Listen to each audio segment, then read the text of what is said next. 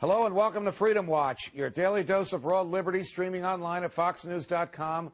I'm your host, Judge Andrew Napolitano, here defending freedom, defending your natural rights, and defending your right to have a government that stays within the confines of the Constitution. The recently released New York Fed AIG emails reveal a conspiracy among the lawyers for AIG and the New York Federal Reserve to conceal from the Securities and Exchange Commission the true nature and extent of AIG's indebtedness and its intention to pay certain vendors, among them Goldman Sachs, 100 cents on the dollar. It is a federal crime to leave out material information involved in a loan from a federally insured bank. And this wasn't your ordinary loan.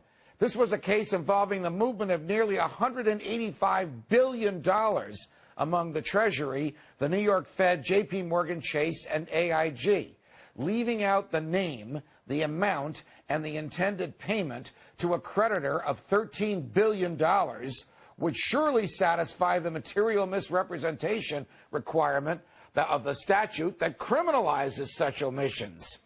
The fact that, quote, the government told me to do it is not only not a defense at law, but may and should implicate whoever in the government counseled in favor of such omissions.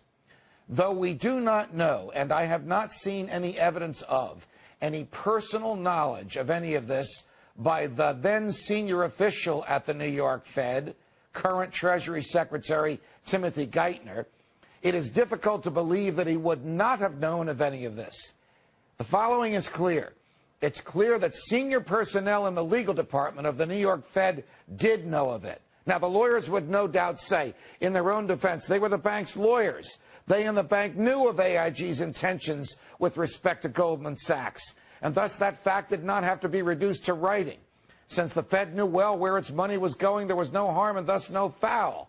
Unfortunately for the Fed's lawyers and AIG's lawyers and executives, the sneaky revelation through word of mouth of that which the law requires be stated in writing does not fulfill the requirements of the law.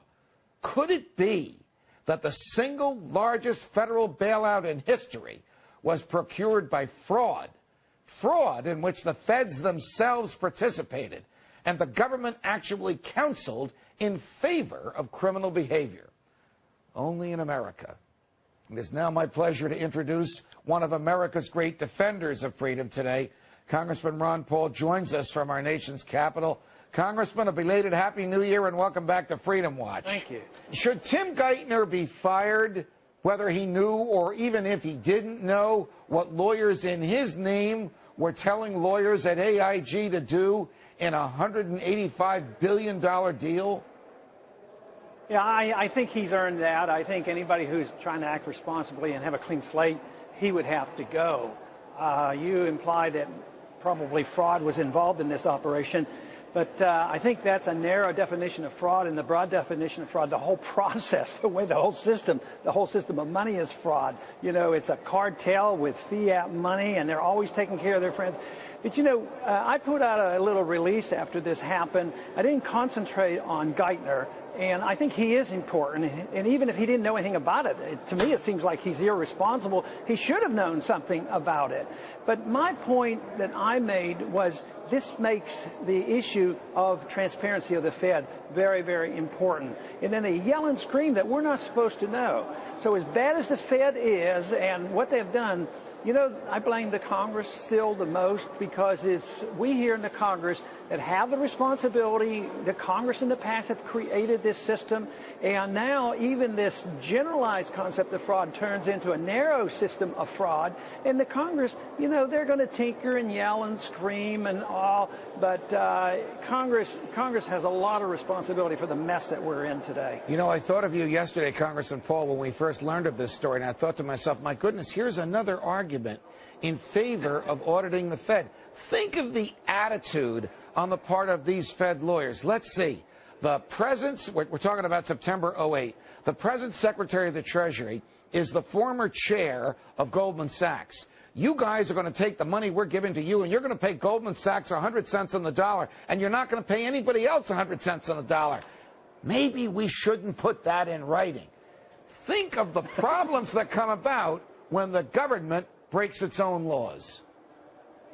Judge, do you think this could qualify as the big lie? It's so preposterous, nobody would believe this is conceivable, that they would allow this to happen. But this is a big lie. You know, when you think of what we do and reward Goldman Sachs and all the banks, and they're still back in business. They're making a lot of money, and we're still guaranteeing this money to them, you know, through FDIC and other assurance programs, and that's available. So we haven't really done anything yet. And this commission that's in operation down here right now to investigate.